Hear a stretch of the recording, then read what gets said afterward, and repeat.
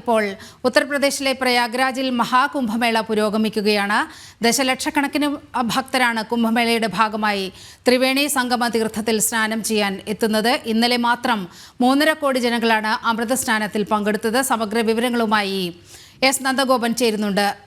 നന്ദഗോപൻ, 2013 കുംഭമേളയിൽ 7 കോടി ആളുകളുടെ ഒരു പ്രാതിനിധ്യമാണ് കണ്ടത്. പക്ഷേ ഇത്തവണ നോക്കൂ, ഇന്നലെ മാത്രം 3.5 കോടി ജനങ്ങൾ അമൃത സ്നാനത്തിൽ പങ്കെടുക്കുകയാണ്.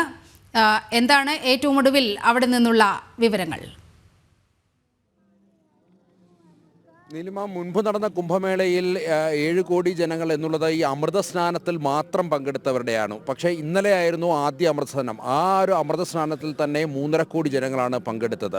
ഇനി ഇത് കൂടാതെ 2 അമൃതസ്നാന തീയതികൾ കൂടിയുണ്ട്, ജനുവരി 29-നും ഫെബ്രുവരി 3-നും.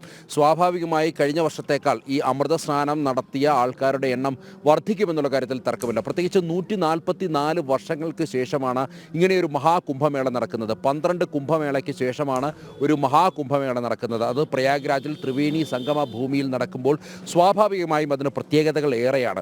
ഭക്തലക്ഷങ്ങളാണ് ഇവിടേക്ക് ഒഴുകിയെത്തുന്നത്. ഇന്നലെ 3.5 കോടി ജനങ്ങൾ ഇന്നലെ ഈ അമൃത സ്നാനത്തിൽ പങ്കെടുത്തു. ആദ്യ ദിവസം 1.5 കോടി ജനങ്ങളായിരുന്നു പങ്കെടുത്തിരുന്നത്. ഈ ഗംഗാ തീരത്തിൻ്റെ ഗംഗയുടെ 10 കിലോമീറ്റർ ചുറ്റളവിൽ ഇങ്ങനെ ജനങ്ങൾ ഒഴുകിയെത്തി സ്നാനകർമ്മങ്ങൾ നിർവഹിക്കുകയാണ്. പല ദേശങ്ങളിൽ നിന്നും എത്തുന്നവരാണ്. പല സംസ്കാരം അല്ലെങ്കിൽ പല പാരമ്പര്യം, പല പൈതൃകങ്ങളൊക്കെ തന്നെ ഒന്നിച്ച് ചേരുന്ന ഒരു സംഗമ ഭൂമിയാണ്. ത്രിവേണി സംഗമം എന്നതിലുപരി സാംസ്കാരിക ആധ്യാത്മിക സംഗമ ഭൂമി കൂടി മാറുകയാണ് പ്രയാഗ്രാജ്. വിവിധ ആശ്രമങ്ങളുടെ, സന്യാസി മഠങ്ങളുടെയൊക്കെ സ്റ്റാളുകൾ, അതിൽ അവരുടെ താൽക്കാലിക ആശ്രമങ്ങൾ. നമ്മളിപ്പോൾ ദൃശ്യങ്ങളിൽ കാണുന്നത് ഇന്ത്യയിലെ തന്നെ വലിയ ക്ഷേത്രങ്ങളിലൊന്നായ ഡൽഹിയിലെ അക്ഷർധാം ക്ഷേത്രം, അതേപോലെ തന്നെ അബുദാബിയിലുള്ള അക്ഷർധാം ക്ഷേത്രത്തിൻ്റെയൊക്കെ ആ ആശ്രമവുമായി ബന്ധപ്പെട്ട് BAPS അക്ഷർധാം അവരുടെ താൽക്കാലിക ആശ്രമമാണ്. ഇതുകൂടാതെ കേരളത്തിൽ നിന്നുമുള്ള അമൃതാനന്ദമയി മഠത്തിൻ്റെ ആശ്രമവും ഈ കുംഭമേള നഗരിയിലെ സെക്ടർ 6-ലുണ്ട്.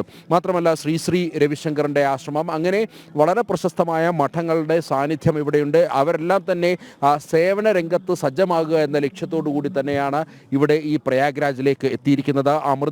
അമൃതയുടെ ഫരീദാബാദ്, കൊച്ചി ആശുപത്രികളിൽ നിന്നായി വലിയ ഡോക്ടർമാരുടെ വലിയ വിദഗ്ധ സംഘമാണ് ഇവിടേക്ക് എത്തിയിരിക്കുന്നത്.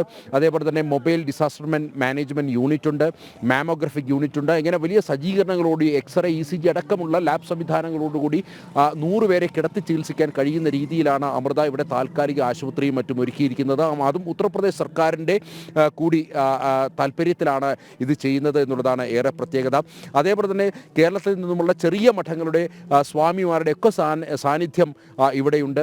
ഇതെല്ലാം വരും ദിവസങ്ങളിൽ കൃത്യമായി പ്രേക്ഷകരിലേക്ക് എത്തിക്കും. പ്രത്യേകിച്ച് അഖാഡകൾ, ഈ കുംഭമേളയെ സംബന്ധിച്ചിടത്തോളം അഖാഡ സന്യാസി സമൂഹം അല്ലെങ്കിൽ നാഗസന്യാസിമാർ, അതാണ് ഏറ്റവും പ്രധാനം. അവരുടെ ഒരു സ്നാനം അതാണ് ഏറ്റവും എടുത്തു പറയേണ്ടത്.